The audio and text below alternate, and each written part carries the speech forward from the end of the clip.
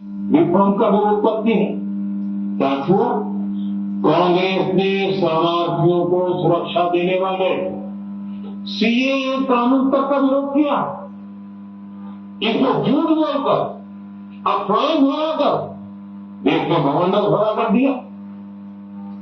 कांग्रेस माओवादी नक्सली हिंसा को समाप्त करने के देश के प्रयासों में भी रुकावटें डालती है।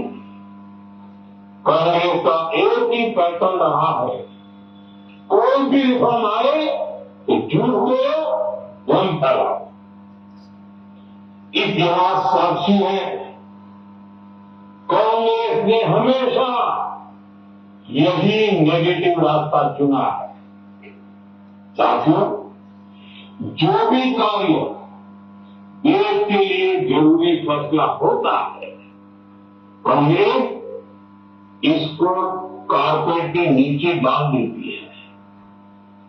कांग्रेस के इसी रवैये की वजह से भारत विकास की उस ऊंचाई पर नहीं पहुंच पाया जिसका भारत हकदार है। आजादी के समय उस दौर में हमारे साथ और भी कई देश आजाद हुए थे। ज्यादातर देश हमसे बहुत आगे निकल गए थे और इसकी वजह थी कि कांग्रेस हर रिफॉर्म को रोककर बैठी रहती। लटकाना, भटकाना, अटकाना, यही कांग्रेस का सिद्धांत रहा है, यही कांग्रेस का वर्क कल्चर रहा है। कांग्रेस ने पड़ोसी देशों के साथ सीमा विवादों को लटकाया। कांग्रेस ने पाकिस्तान के साथ पानी बंटवारे से जुड़े विवादों को लटकाया। कांग्रेस ने ओबीसी आरक्षण के निर्णय को 40 साल तक लटकाया रखा। कांग्रेस ने सैनिकों के लिए वन रैंक वन पेंशन को 40 साल तक रोके रखा।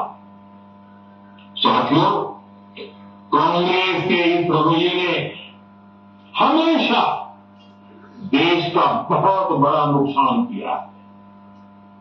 कांग्रेस के हर विरोध, हर आंदोलन, हर छल प्रपंच का खामियाजा देश ने भुगता है, देश की पीढ़ियों ने भुगता है।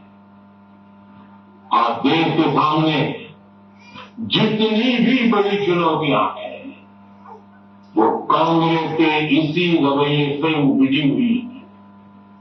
इसलिए ये लड़ाई सिर्फ एक कानून की नहीं है, ये लड़ाई कांग्रेस की उस एंटी रिफॉर्म मानसिकता के साथ है जिसमें सिर्फ नेगेटिविटी है, नकारात्मकता है। और मुझे इसमें कोई संदेह नहीं है कि देश की सभी बहनें बेटियां कांग्रेस की इस मानसिकता को करारा जवाब देके रहेगी। साथियों, कुछ लोग देश की महिलाओं के सपने टूटने को सरकार की नाकामी बता रहे हैं, लेकिन ये विषय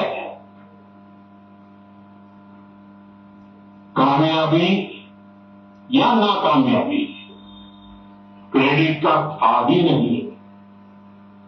मैंने संसद में भी कहा था, आधी आबादी को उनका हक मिल जाने दीजिए, मैं इसका क्रेडिट विज्ञापन छपवाकर विपक्ष के सभी लोगों को दे दूंगा। लेकिन महिलाओं को बकियानुसी सोच से देखने वाले फिर भी अपने झूठ पर अड़े रहे, कायम रहे। साथियों, नारी शक्ति को भागीदारी दिलाने की लड़ाई दशकों से चल रही है। वर्षों से मैं भी इसके लिए प्रयास करने वालों में से एक हूं। कितनी ही महिलाएं ये विषय मेरे सामने उठाती रहती, कितनी ही बहनों ने पत्र के द्वारा मुझे सारी बातें बताई है। मेरे देश की माताएं, बहनें, बेटियां, मैं जानता हूं आज आप सब दुखी हैं, मैं भी आपके दुख में दुखी हूं।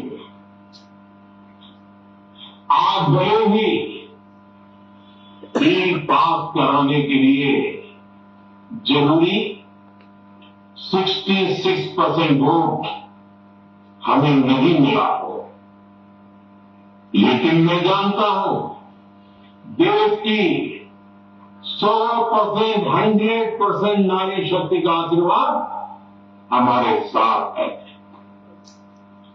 मैं देश की हर नारी को विश्वास दिलाता हूं, हम महिला आरक्षण के रास्ते में आने वाले हर रुकावट को खत्म करके रहेंगे, हटा करके रहेंगे। हमारा हौसला भी बुलंद है, हमारी हिम्मत भी अटूट है और हमारा इरादा भी अड़िग है।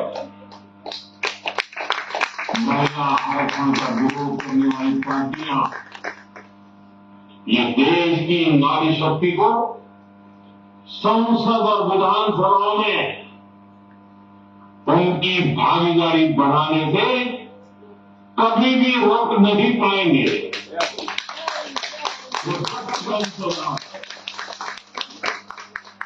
नारी शक्ति के सशक्तिकरण का बीजेपी एनडीए का संकल्प अक्षुण्ण है।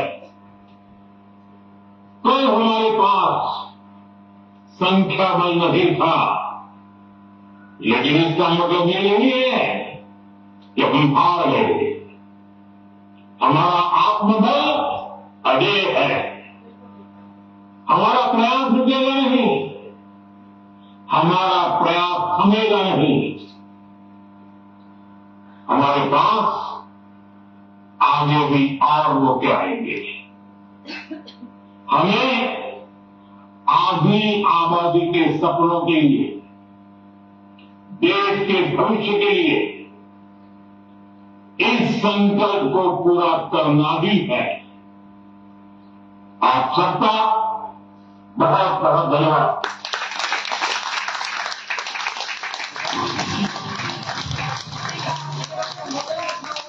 नारी शक्ति जिंदाबाद, नारी शक्ति जिंदाबाद, नारी शक्ति जिंदाबाद। मोदी जी आप संघर्ष करो, हम तुम्हारे साथ हैं। नेता जी आप संघर्ष करो, हम तुम्हारे साथ हैं। ऊपर जी आप संघर्ष करो, हम तुम्हारे साथ हैं। मंत्री जी आप संघर्ष करो, हम तुम्हारे साथ हैं। महिला शक्ति जिंदाबाद, महिला शक्ति जिंदाबाद। बीजेपी